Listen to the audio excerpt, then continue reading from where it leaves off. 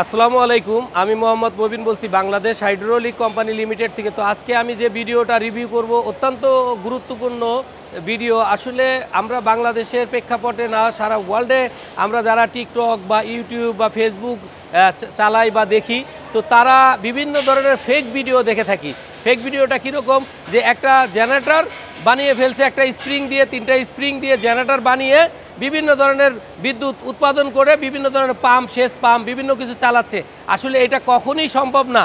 যে ভিডিওগুলো তারা করতেছে তাতে মানুষের আরও ক্ষতিগ্রস্ত হচ্ছেন। আপনারা যারা এই ভিডিও দেখে হয়তো তারা ট্রাই করতেছেন। তো আজকে আমরা একটা রিয়াল ভিডিও দেখাবো, যেটা নাকি জেনারেটর, আসলে জেনারেটর কীভাবে আমরা তৈরি করলে আমাদের মিনিমাম ফুয়েল কনজাম্পশনটা কমে যাবে বা লোড ডিস্ট্রিবিউশনটা সমান থাকবে, এতটুকুও করা যায়। কিন্তু 1 কিলোওয়াট খরচ করে কখনো 1 কিলোওয়াট বিদ্যুৎ উৎপাদন করা যায় না। এটা কোনো ইঞ্জিনিয়ারিং সূত্রে বা কোথাও নাই। তো সেই ক্ষেত্রে আমরা যে ভিডিওটা রিভিউ করব, আপনারা অবশ্যই ধৈর্য সহকারে ভিডিওটা দেখবেন। হতে পারে আপনার একটা ওয়ার্কশপ, আপনার একটা বাসা, আপনার একটা ফ্যাক্টরিতেও আপনারা কিন্তু এই ধরনের একটা সাপোর্ট আপনারা নিতে পারবেন। একটা জেনারেটরে কীভাবে ফুয়েল কনজাম্পশন কমিয়ে আমরা বিদ্যুৎটাকে উৎপাদন করতে পারি। তো আসলে আর কথা বাড়াবো না।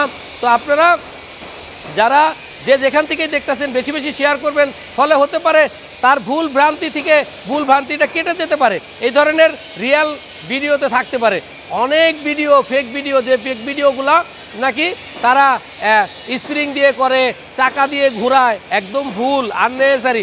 একটা জেনারেটর যখন নাকি লোড নিবে তখন সেই রকম নর্মাল লোড তো আর নিবে না, এটার ক্যালকুলেশন আছে। আসলে ভিডিওতে সব কথা বলা যায় না। তো আমরা এইখানে একটা জেনারেটরের স্যালো মেশিনের একটা ইঞ্জিন ব্যবহার করছি, আপনারা দেখতে পারতেছেন। তো সেই ক্ষেত্রে এই পাশে আমি একটা ফ্লাই হুইল ব্যবহার করছি। এই ফ্লাই হুইলটার আসলে কাজ কি?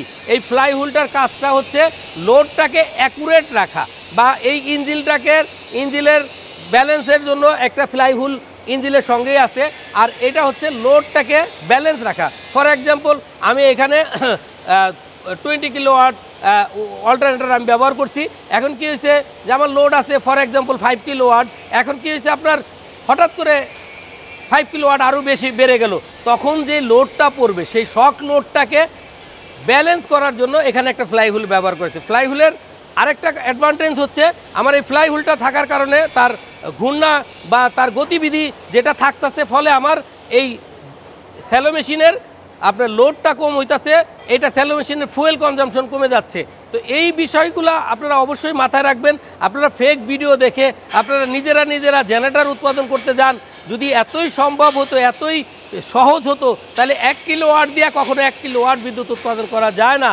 এই সমস্ত ভুল ভ্রান্তি কাজ করে আপনারা ক্ষতিগ্রস্ত হবেন না। আপনারা ফ্লাই হুইল ব্যবহার করতে পারেন, সেটা হচ্ছে লোডটাকে ডিস্ট্রিবিউট করার জন্য বা লোডটাকে ব্যালেন্স করার জন্য। আদারওয়াইজ আর কোনো কাজে আপনারা ওইরকম আপনারা ব্যবহার করতে পারবেন না।